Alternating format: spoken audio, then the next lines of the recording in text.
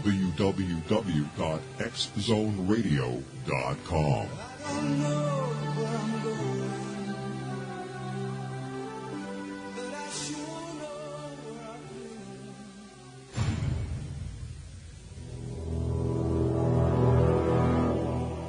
The X Zone radio and TV show is largely an opinion talk show. All opinions, comments, or statements of fact expressed by Rob McConnell's guests are strictly their own and are not to be construed as those of the X Zone radio and TV show or in any manner endorsed by Rob McConnell, Ram Media Company, their advertisers, Talkstar Radio Network, its affiliated stations, or their employees.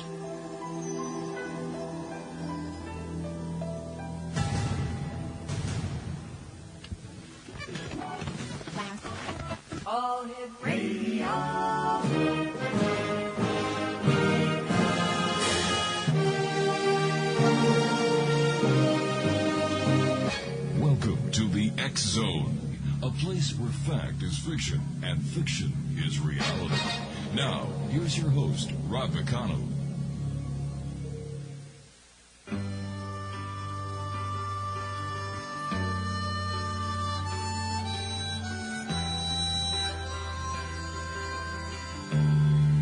The road is long with a many a winding tongue that leads us to who knows where, who knows where. But I'm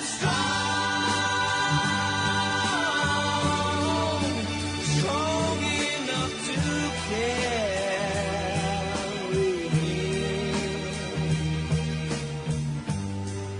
He ain't heavy, he's my brother. So on we Welcome back to the X Zone, everyone. My name is Rob McConnell. We're coming to you live and around the world on the Talkstar Radio Network and our growing family of broadcast affiliates across Canada, the United States, Central America, the Caribbean, South America, the Pacific Rim, 20 Asian countries, and Europe.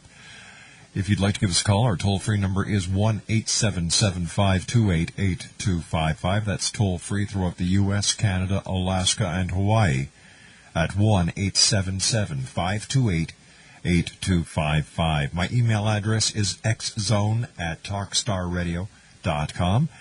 And our websites, xzoneradio.com and xzonetv.com, where you can watch, listen, and chat with the X Zone Nation. I'd like to welcome all our affiliates who are now joining us on the Talkstar Radio Network. My producer is Miss Melanie at Master Control in Titusville, Florida. And our chat room moderator is Rob from Scarborough. Guys, nice working with you again. X Zone Nation, this hour we are going to be speaking with Dr. LYNNE KITEI.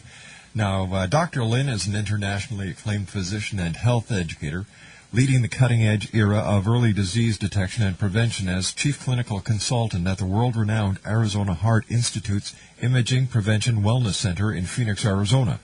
Dr. LYNNE received her Bachelor's of Science degree in secondary science education from Temple University in Philadelphia, Pennsylvania. Before her medical training, Dr. LYNNE appeared in over 40 featured and starring roles in professional musical comedies, including Alice in Wonderland with Sherman Hemsley, Oklahoma with Gordon McRae, and Guys and Dolls starring Betty Grable. She also played the role of Florence, Arizona in the 20th century box office hit Raising Arizona, starring Nicolas Cage, Holly Hunter, Frances McDormand, and John Goodman. Dr. LYNNE has been called the woman pioneer of medical communications and TV guide after creating and producing innovative TV news health reports for NBC in Philadelphia in 1976. Now, since that time, Dr. LYNNE has dedicated over 25 years of global public awareness, wellness, and health education. She has appeared as the resident health reporter for NBC affiliates in Philadelphia and Phoenix, and has been featured on USA Cable, Fox TV News, and MSNBC. Dr. LYNNE's innovative and groundbreaking work has been featured in publications such as the Philadelphia Inquirer, TV Guide magazine, Runner magazine, Phoenix magazine, and the Physicians Management magazine. And she's also been recognized in the who's who of American women and was chosen as Woman of the Year in Pennsylvania. Now we're going to get to the crux of tonight's interview with our good friend Dr. LYNNE. In 1996, Dr. LYNNE was the first witness to the phenomenon known as the Phoenix Lights. She's considered the key witness to the still unexplained mass UFO sighting that took place throughout Arizona on March 13th, 1997. After 7 years of investigative work, Dr. LYNNE is coming forward for the first time with startling photographic evidence and personal anecdotes relating to the Phoenix Lights and more. Dr. LYNNE has discovered that we are not alone, and she's ready to make you a believer. When I come back in 2 minutes, Dr. LYNNE KITEI is my special guest. We're talking about the Phoenix Lights, and if you'd like to give us a call, 1-877-528-8255. That's toll-free throughout the U.S., Canada, Alaska, and Hawaii at 1-877-528-8255. My name is Rob McConnell, and this is the X-Zone on the Talkstar Radio Network. I'll be back in 2 minutes with Dr. LYNNE KITEI talking about the Phoenix Lights right here on Talkstar. The road is long with a many a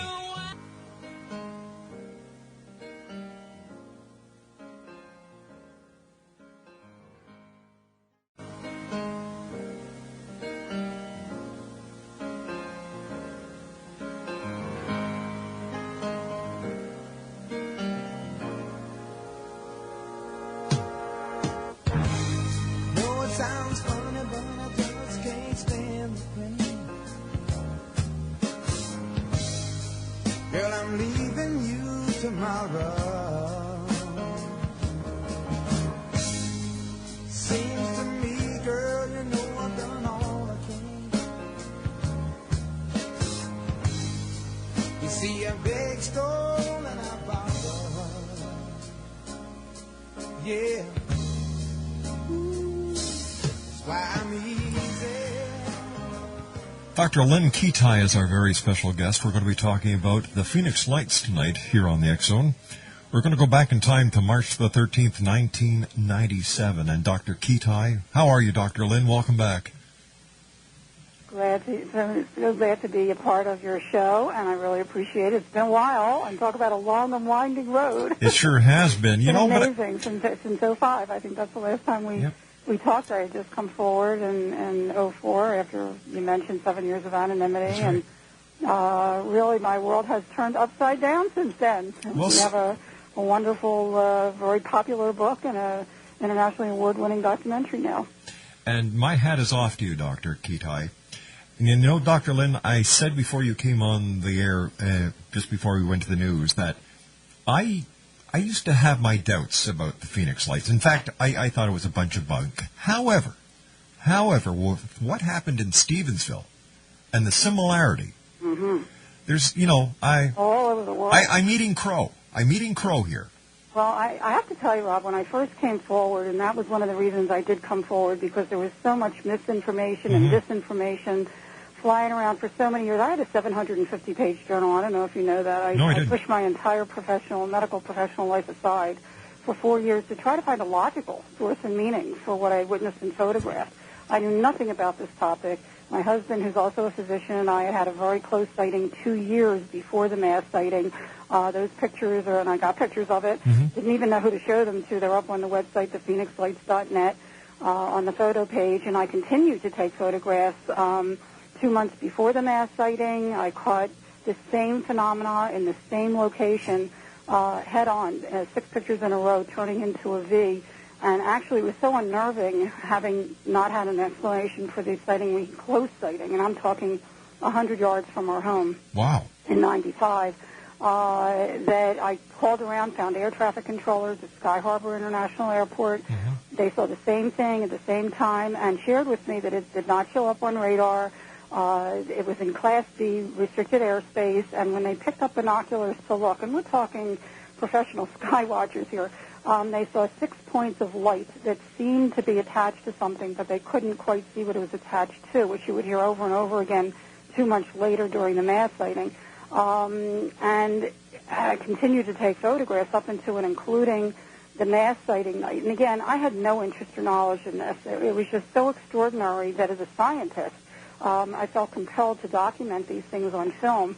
I caught the 3 points of light like a giant triangle, and for anybody out there who's not familiar with the Phoenix Lights event, what has been called the Phoenix Lights event, it actually was an event throughout the entire state of Arizona on March 13th, 1997, when thousands of people were looking skyward purposely for a glimpse of the Hale-Bopp comet, which was very clear in the northwest sky. They also saw this 1 to 2 mile wide formation of either lights that seemed to be attached to something, and some people saw a V-shape, boomerang shape, arrowhead shape, or they actually saw a craft traverse right over their heads about 30 miles an hour, totally silent. Some people did see it take off at a tremendous speed, incredible technology to be sure. And this was throughout the state for many, many hours. Now, what became to be known as two separate events is the media and whoever thought up that scenario, because actually this year, and I do go into it in the book, if anybody reads the book, I ended up with a 750-page journal. My goodness. Of incredible data and compelling data, not just about the Phoenix Lights, but as you mentioned, this has been happening since human documentation began, and I found very similar sightings such as the Lubbock Lights and Hudson Valley Lights in the UK and Belgium, and through the last few decades that just blew me away. I had no idea this was happening worldwide, and other countries were much more open to these things as being unearthly. But at any rate, here I finally, because as you mentioned, I have been an educator for 30 years of the reality of vital health issues, but when this fell in my lap, I really felt compelled to share the reality of this vital issue, and I squeezed that 750 pages down to 220, and then decided to come forward in 2004.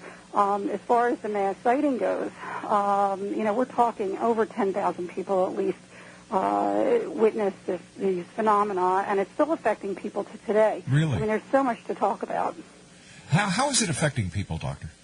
Well, actually, it's very interesting when you look at the real-time transformation. One of the things I found in my inquiry, just to step forward a little bit, and then I'll come back to that, is that a number of witnesses shared with me that they had near-death experiences as children that was reawakened by the Phoenix Lights event. And I found that really curious because I did too. And I go into it in depth in the book, which is a fascinating story in and of itself that I didn't want to share, and I kept it, very close inside for decades. But the point was that really got to me because I thought, geez, could there be a connection between all unexplained phenomena, be it near-death experience, out-of-body experience, unexplained aerial phenomena, that have a mystical light associated with the experience? And lo and behold, when I started looking again, I really did a meticulous investigation of all this, and I found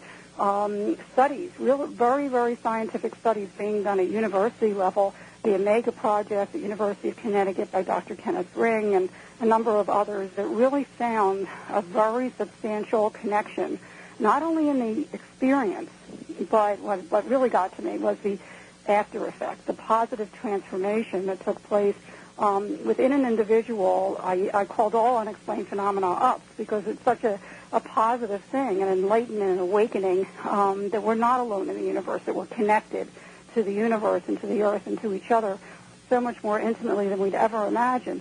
But going back to the mass sighting itself, in real time, this was happening too. Because about 6 months before the mass sighting, the movie Independence Day had come out. Yes. And one of the things we talk about in the documentary, which is the reality of it. We've been so ingrained by Hollywood and by just the media that all this is frightening and scary and a threat. Well, I have to tell you, it's 12 years on Friday. There has not been one report, not one, of threat, harm, or abduction associated with the Phoenix Lights, and that's very telling in and of itself. But anyway, as this thing, this giant, some people said it was bigger than 1 mile, almost 2 miles, was coming towards many of the youth, they got really scared initially and started jumping up and down, Independence Day, Independence Day. Oh, gosh. But as it got closer, not only children, but adults as well, had a calmness take over them.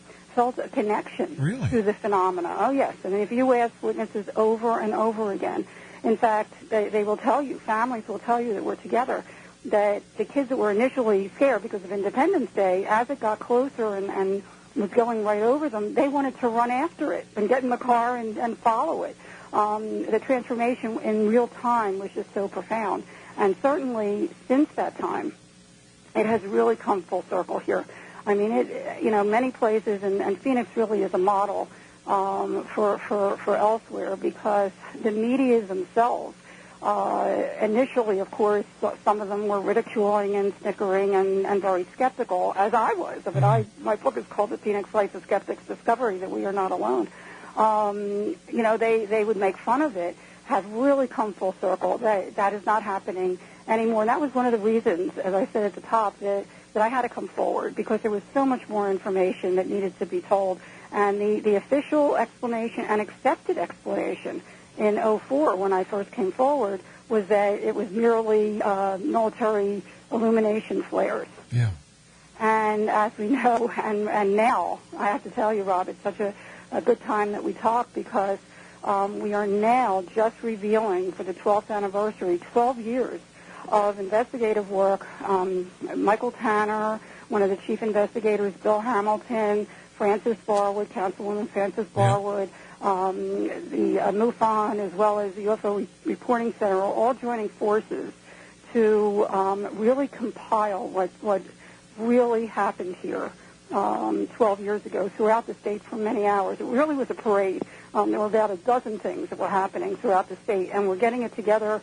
We have just a little sampling of it on our website homepage, thephoenixlights.net. It's called a geospatial animation, which is really going to show in real, with Google Earth, how the different formations, the different crafts that went throughout the state. And we're just starting to get that on the Phoenix Lights Network. Well, you certainly have teamed up with some of the best in the business. Peter Davenport at the National UFO Reporting Center, and of course the good people at MUFON. Mm-hmm. Bill Hamilton. Well, you can't do this alone. No, you can't. It really, I've said that right along. It takes a team effort to really make this happen, and everybody is just real. It's such a collaboration, and it's really so rewarding to see everybody contributing and getting something together that has been needed for 12 years. And we're finally doing it. We're finally sitting down, and now that we have the technology with Google Earth, we're really getting it together to show people what truly happened here 12 years ago. Is there a connection between the Phoenix Lights and the Stephenville sighting? Very good point. I have to say from the get-go, very similar. In fact, I just did a presentation at the UFO International Congress a couple weekends ago in Laughlin, Nevada. People from all over the world, including from Texas, and part of my presentation was showing the similarities between the Phoenix Lights and other sightings. And someone had actually taken a picture that I found of 3 orbs, which was very prevalent in the Phoenix Lights sighting. Not only were there crafts, but there were also orbs, and I call them an orb because the light does not extend outside the edge. It's like a ball of energy, like a pulsating, swirling ball of energy that people were seeing throughout the state. Actually, some people saw these orbs detach from the main object and then go out in the environment and then redock with it. Like I said, there's so much to this story. All right, Dr. Lynn, you and I have to take a commercial break. We'll be right back. Dr. LYNNE KITEI is our very special guest. www.thephoenixlights.net. That's www.thephoenixlights.net. Dr. KITEI and I will be back on the other side of this commercial break with the news as the X Zone continues live and around the world on the Talkstar Radio Network from our studios in Hamilton, Ontario, Canada.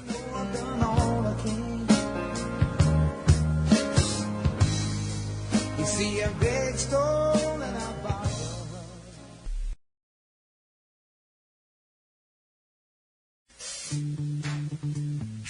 You're listening to Rob McConnell in the X Zone on the Talkstar Radio Network. Visit us online at www.xzoneradio.com.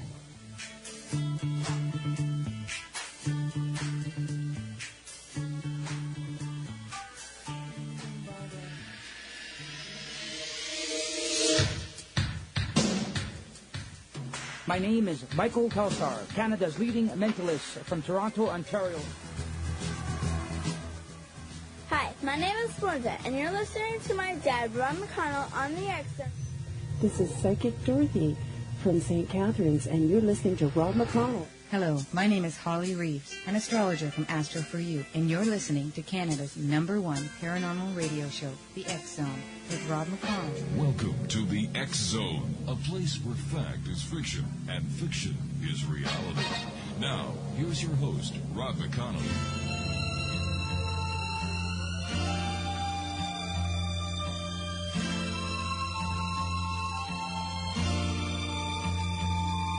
By the time I get to Phoenix, she'll be rising. She'll find the note I left hanging on her door. She'll laugh when she reads the part that says I'm leaving.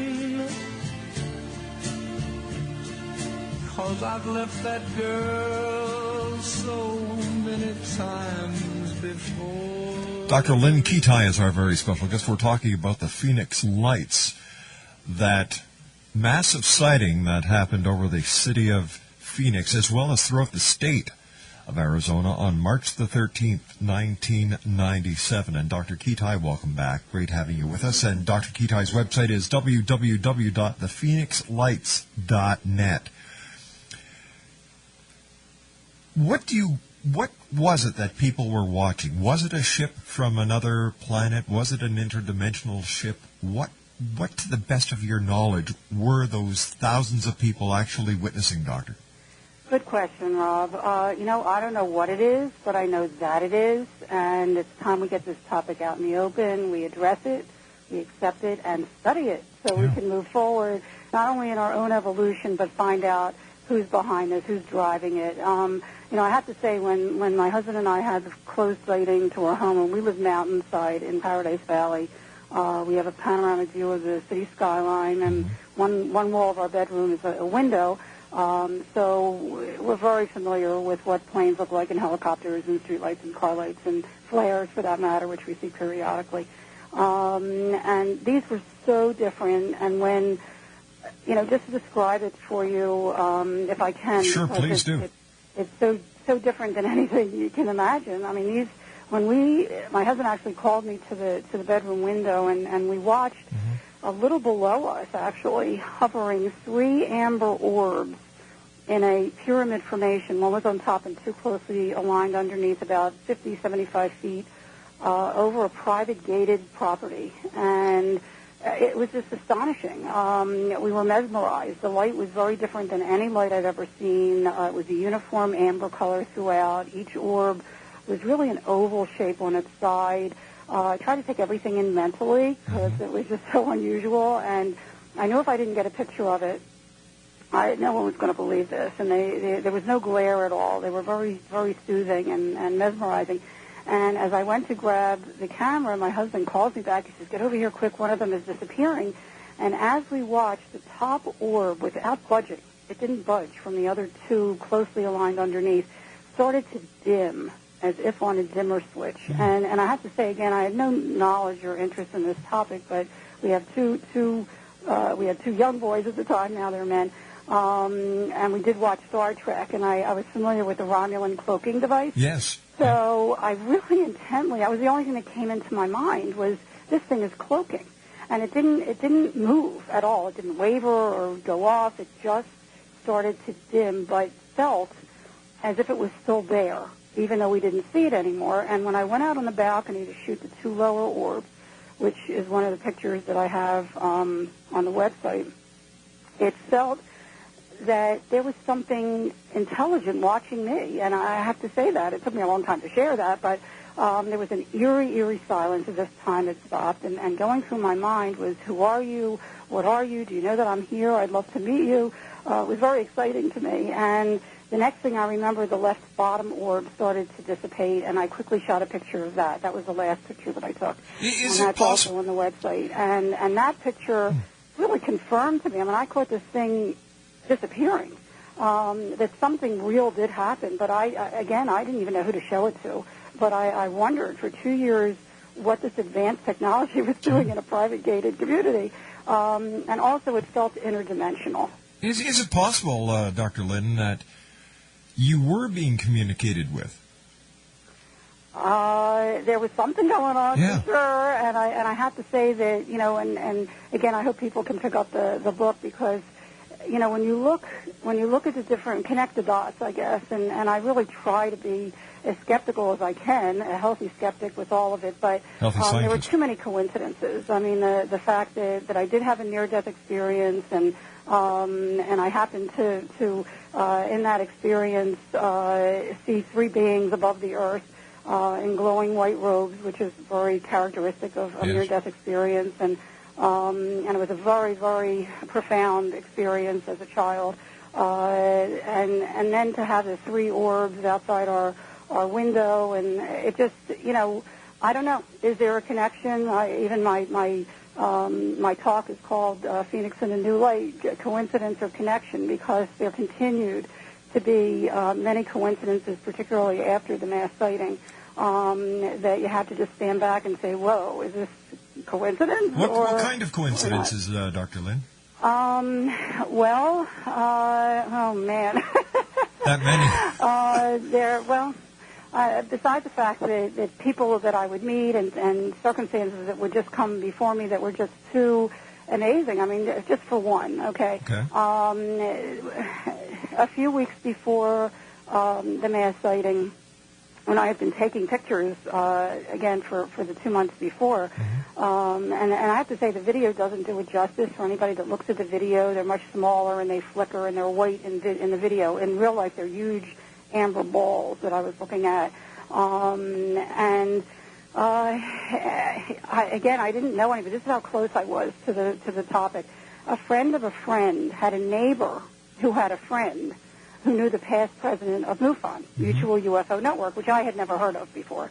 But I gave him a call, and I said, look, I had this picture from 95 that I'd love someone of credence to take a look at, and I was seeing these orbs, which he had not heard about, but there were people actually that took photographs and footage of the orbs for days before the mass sighting, like I was. Right. And he hooked me up with a field investigator for the following Wednesday. The field investigator calls me on Tuesday to say that he can't meet on Wednesday because the then state director of MUFON wanted to be there, and his mom had passed that Saturday, and the funeral was Wednesday morning. When else could we meet? And the only window of opportunity I had for another 2-3 weeks was Friday morning, the 14th, at 10 o'clock. Well, little did I know that the night before was the mass sighting. Yeah. And I walk in with video in hand from the mass sighting that very morning after the mass sighting.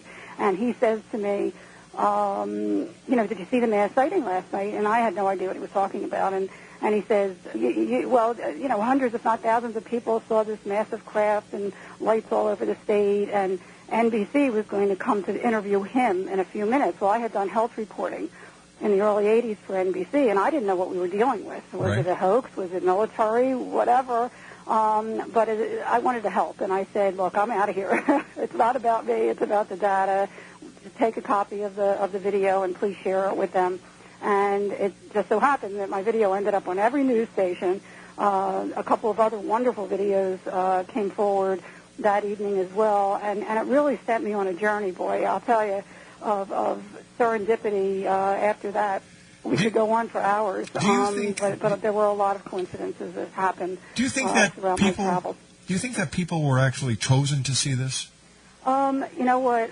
I say everyone was chosen to be here on Earth, and it's what we choose to do with our life that will determine our destiny. And, I could have just as easily have blown it off. My husband didn't want anything to do with it. He was too busy with his own, his own things. But for whatever reason, I just felt compelled to find out what was going on. And, it ended up that I really did a meticulous research, went down to the University of Arizona Optical Science Department, Consciousness Study Department, ASU, Arizona State University, Geology, Mathematics, Anthropology, and Astronomy departments, as well as the Brooks Institute of Photography, renowned in Santa Barbara and optical scientists all over the world, and no one could give me an answer as to what my data was.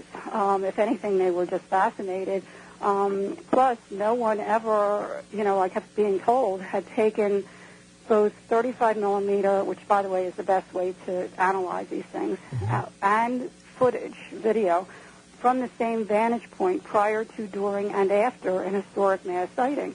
What do you do with that? I mean, I really didn't want to come forward, Rob. I wanted to stay anonymous, but it got to the point where I had to do a lot of soul searching, and as an educator, how could I in good conscience not share what I had accumulated? And I'm not trying to convince anyone.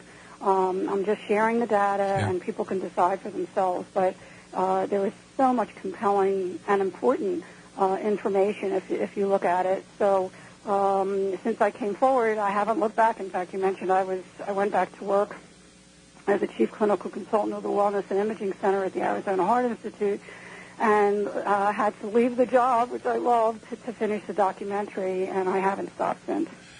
Dr. Lynn, we hear so many stories of victimizing alien abductions, but you believe that these beings only mean to befriend us and ultimately to help us.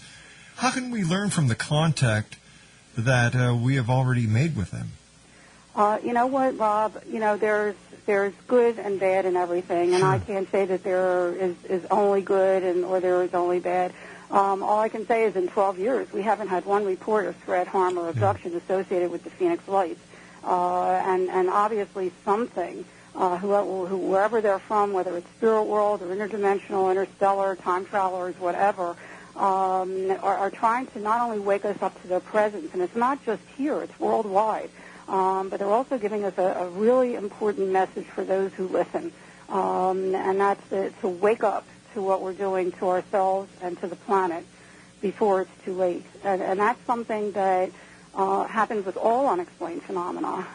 People that experience near-death experience come back with that same message. Yeah. And when you really look at the data again, it speaks for itself. I had no idea that there were, and this is another coincidence, 6 months before the mass sighting, I had been invited to present my substance abuse program. I have a substance abuse and teen pregnancy and AIDS prevention education. My Lord, you're a busy lady. Curriculum. Well, I have a company that I started in '85 that have been distributing these worldwide discovery education, or distributing them now.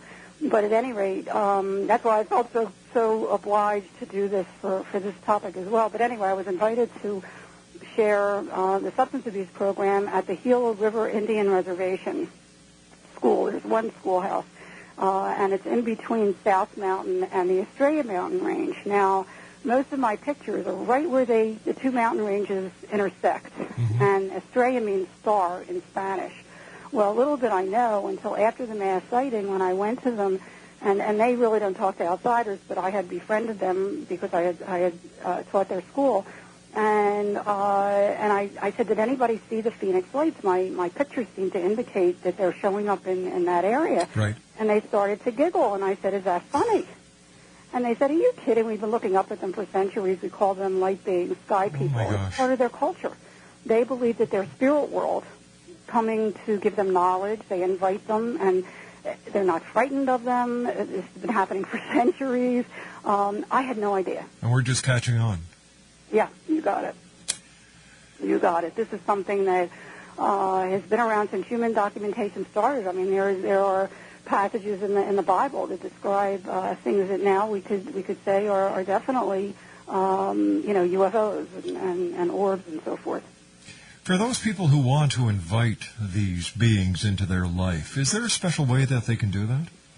Actually, that's another good question, Rob, because if you are open to it, if you open your mind and your heart to the possibilities and just learn about it, you don't have to have an unexplained phenomena experience, an UP, I call them, experience to have this positive transformation, to be able to communicate. All you need to do is open your heart and your mind and learn about it. And it is a leap of faith. And it's just like, look, it took 17 centuries for human beings to realize with the advent of the microscope that there are zillions of microorganisms all around us, even in our bodies. Yep. And just in recent decades, we've discovered there's electromagnetic energy around every living cell. Well, just because we can't see these living organisms or electromagnetic energies or radio waves or whatever, it doesn't mean it's not real. We just don't have the technology yet to definitively define what these things are, but it doesn't mean they're not real. We may just be looking on the AM dial for an FM frequency. As we humans do only too often. Dr. KITEI, please stand by. You and I have to take our final break for this hour. Exo Nation, Dr. LYNNE KITEI is our very special guest. Her website is www.thephoenixlights.net. That's www.thephoenixlights.net. Still to come on tonight's show, I'm going to be speaking to Zach Barkhouse in the next hour. We're going to be talking to him about, you ready for this? Dead pet stories. All this and more as the X-Zone continues on the other side of this commercial break, right here live and around the world on the Talkstar Radio Network from our studios in Hamilton, Ontario, Canada.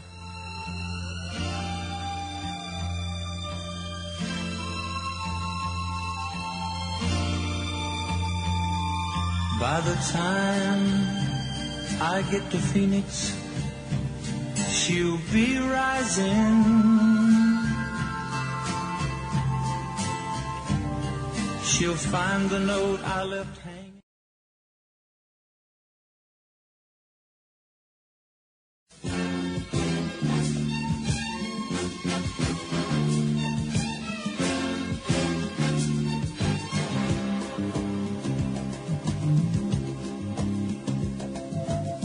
Lady love, your love is peaceful like the summer's breeze.